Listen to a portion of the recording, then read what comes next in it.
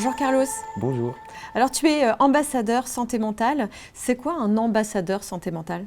Un ambassadeur santé mentale, c'est un groupe de jeunes en service civique qui font des ateliers de déstigmatisation et de prévention sur la santé mentale.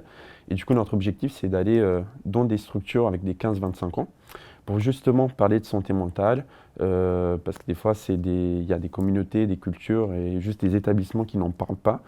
Et du coup, on est là pour ça, pour ramener le sujet, débattre avec les jeunes et les aider éventuellement si possible. Et qu'est-ce qui t'a donné envie de devenir ambassadeur santé mentale? Déjà, mes études en psychologie, du coup, m'ont un peu poussé dans ce terrain qui est plus actif et moins théorique. Mais aussi dans ma vie, j'ai eu des proches qui ont été soit hospitalisés à cause de dépression, soit plein d'amitiés qui avaient une anxiété sociale ou des problèmes anxieux en général. Et du coup, j'ai toujours eu cette envie de pouvoir apporter quelque chose que juste de l'écoute, pouvoir aussi ramener des connaissances, leur aider avec justement en connaissant plus, tout simplement.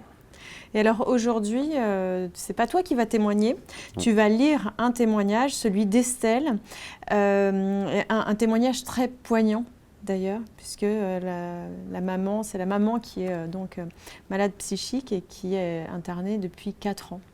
Oui. Et donc c'est un cas qu'on voit tous les jours? Non, parce que 4 ans, c'est quand même une longue durée. Par contre, c'est pas pour autant que c'est la fin de l'histoire, que c'est vraiment catastrophique.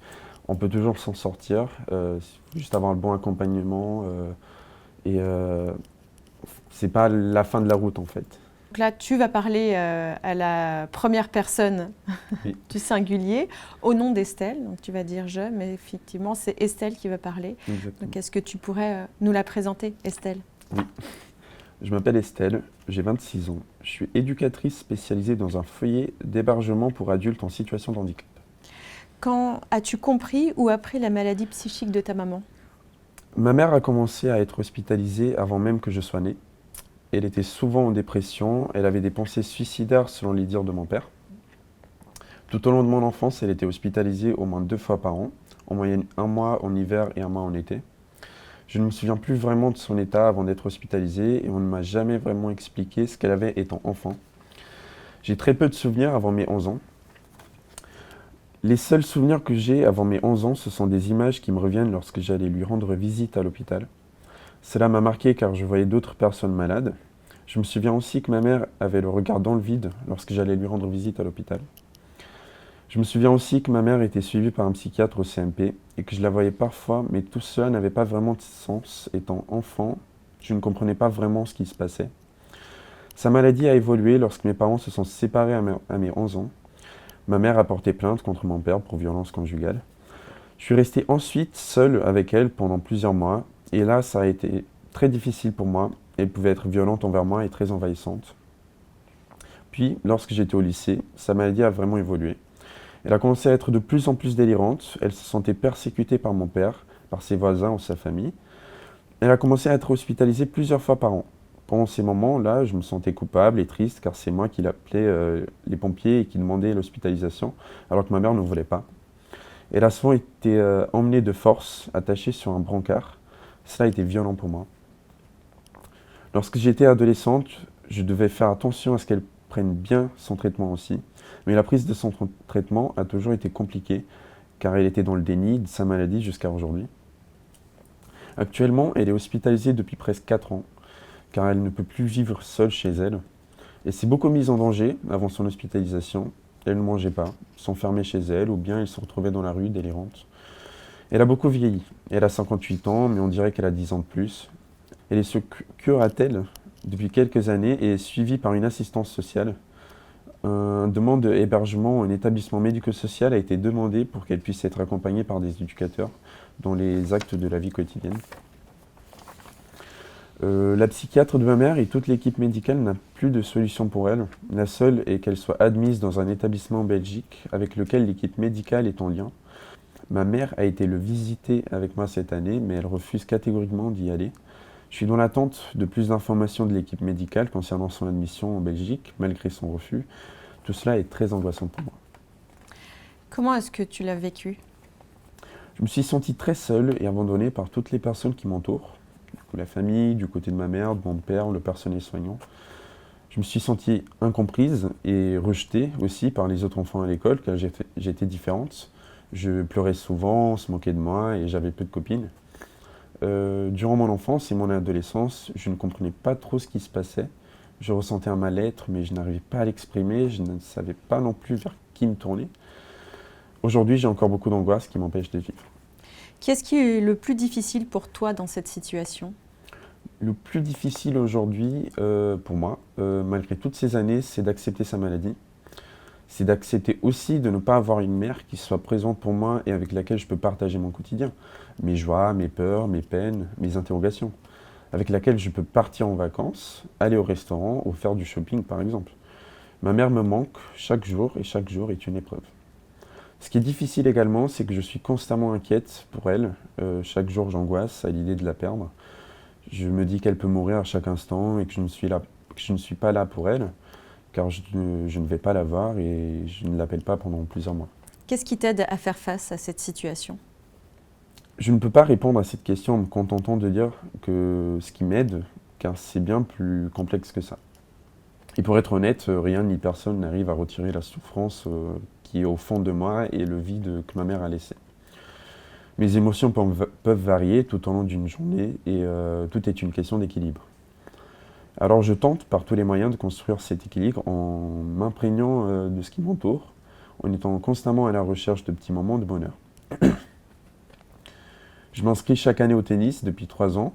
Cela m'aide à me changer les idées, à me renforcer mentalement, me concentrer sur un but à atteindre, qui est progresser. Mon travail, il m'aide énormément, même si parfois il me renvoie à des événements traumatiques de par les situations éducatives que je rencontre. J'ai rencontré des collègues qui m'ont fait grandir et en qui j'ai pu trouver parfois une mère de substitution. Mon travail m'aide aussi à avoir une place quelque part et me sentir utile. J'écris aussi parfois ce que je ressens, sous forme de poèmes.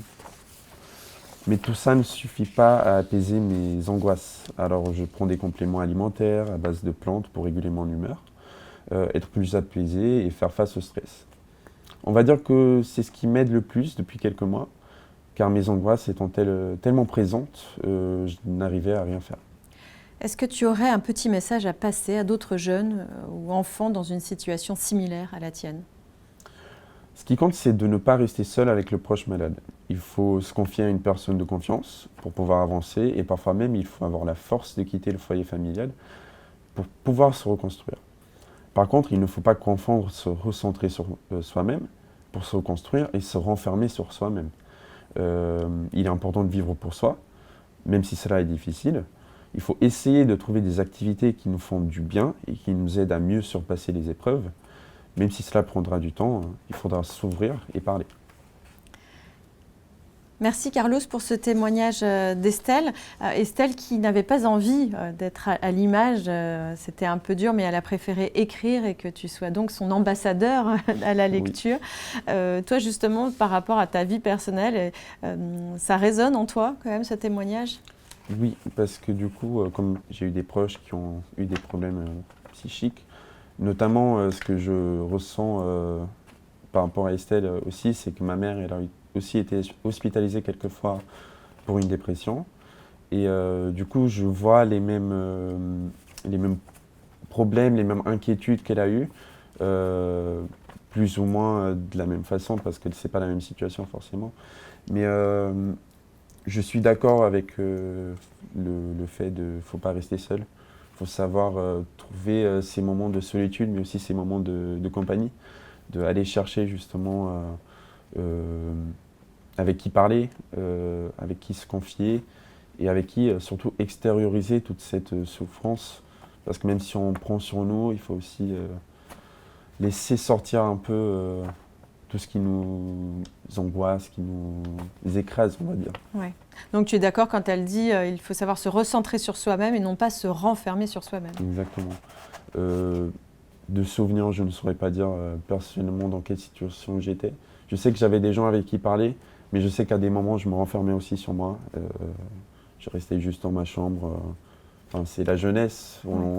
On a 15 ans, on reste dans la chambre, on fait rien. Mais c'est vrai que ça fait du bien. Même quand on ne se rend pas compte, ça fait du bien d'aller vers quelqu'un et parler. Et aujourd'hui, d'être ambassadeur santé mentale, j'imagine que ça apporte encore plus pour toi? Oui, le programme d'ambassadeur santé mentale, ça a été une expérience très importante. Non seulement ça m'a ouvert dans plein de, de- de traits de personnalité en moi, ça m'a fait apprendre plus sur moi, mais aussi, oui, sur le côté psychique, ça m'a, même si j'ai fait des études de psychologie, ça m'a appris plein de choses et je trouve que aussi le programme en soi, il est très important dans la société. Merci Carlos et merci rien. à Estelle aussi pour ce Oui. témoignage.